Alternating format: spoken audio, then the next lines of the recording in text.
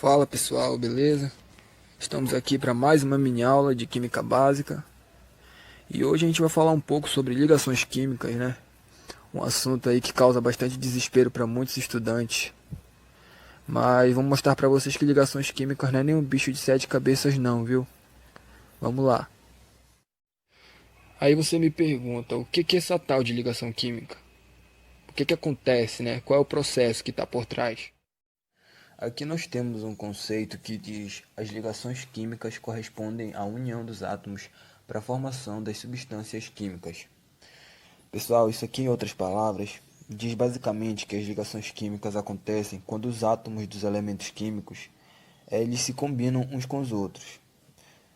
Hoje a gente vai falar especificamente de dois tipos de ligações, a ligação covalente e a ligação iônica. Mas antes, para a gente falar dessas ligações, vamos lembrar da regra do octeto, que surgiu aí a partir da observação dos gases nobres e outras características.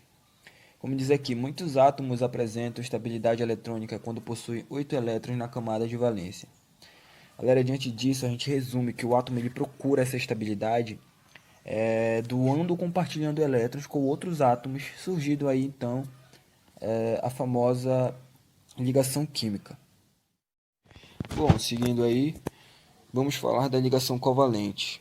A ligação covalente ocorre através do compartilhamento de pares de elétrons entre átomos que podem ser o hidrogênio, a metais ou semimetais. Pessoal, seguindo a regra do octeto que a gente falou agora há pouco, os átomos dos elementos ficam estáveis quando atingem a configuração eletrônica de um gás nobre, ou seja, quando eles possuem 8 elétrons em sua camada de valência.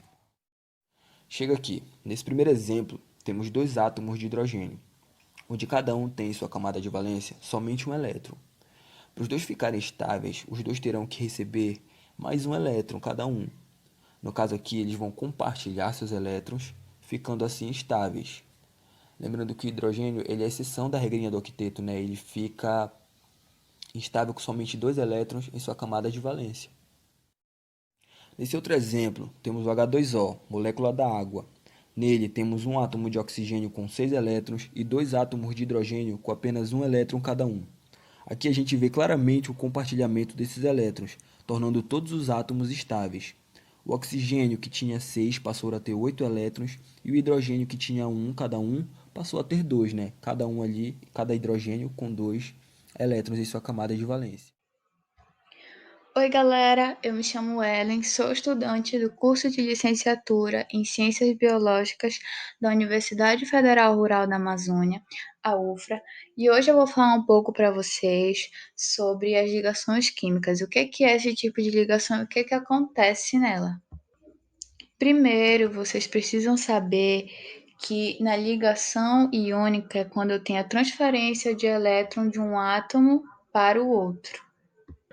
Ou seja, um desses átomos vai perder um elétron e o outro vai ganhar.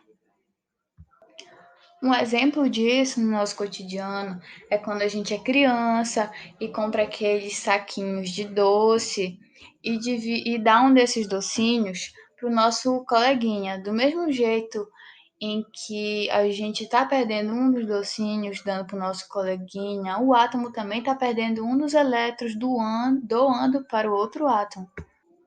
Mas e aí, em si, como é que acontece essa ligação? É quando eu tenho um metal ligado ao hidrogênio ou um metal ligado a um ametal. Um exemplo que eu trouxe dessa ligação é o NaCl, o famoso sal de cozinha, cloreto de sódio. E aqui nós temos o sódio já com a sua distribuição eletrônica e o cloro. O sódio, segundo a classificação na tabela periódica, ele é um metal e o cloro é classificado como um ametal. E aqui nessa tabela periódica que eu trouxe, a gente pode observar bem bonitinho o sódio com seu número atômico 11 e o cloro com seu número atômico 17.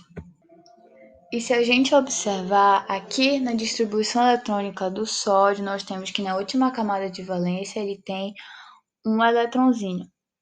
E aqui no cloro, na distribuição eletrônica, nós temos que na última camada aqui os dois elétrons somados juntos, 5 mais 2, 7.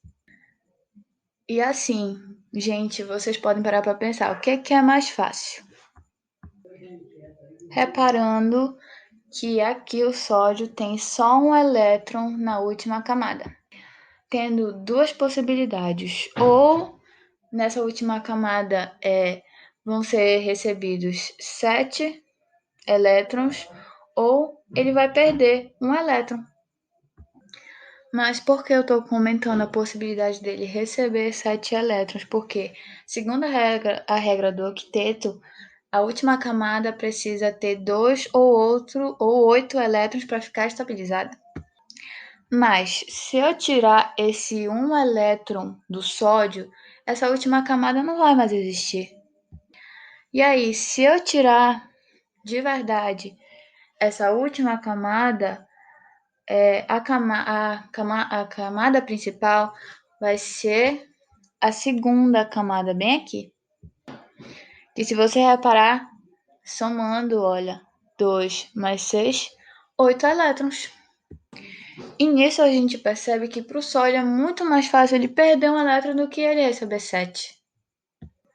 Sendo perceptível que para o sódio ele vai ter uma tendência maior de perder um elétron do que ganhar. E lembrando que isso não acontece só no caso do sódio, acontece com todos os metais. Agora, no caso do cloro, é exatamente o contrário. Mas e aí, o que é que no caso do cloro é mais fácil? Olha, 5 mais 2 dá 7 elétrons. É mais fácil ele perder todos os 7 ou ganhar mais um? É mais fácil o cloro ganhar mais um, porque a tendência dele ganhar é maior. E concluindo que para o sódio é mais fácil ele perder e para o cloro é mais fácil ele ganhar, a gente pode perceber que um desses elétrons, né, do sódio vai vir para o cloro.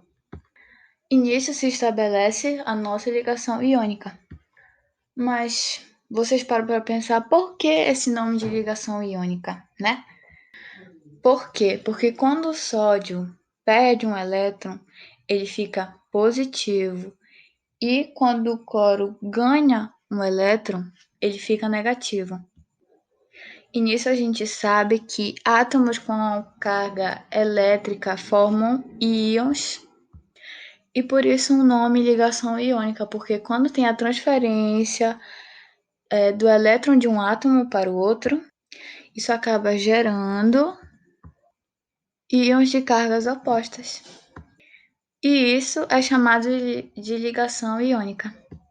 E é isso, galera. Eu espero que vocês tenham gostado de mais uma das nossas mini aulas e com o tema de hoje, né, as ligações químicas. E eu espero que vocês também possam continuar acompanhando. Abraços e até a próxima!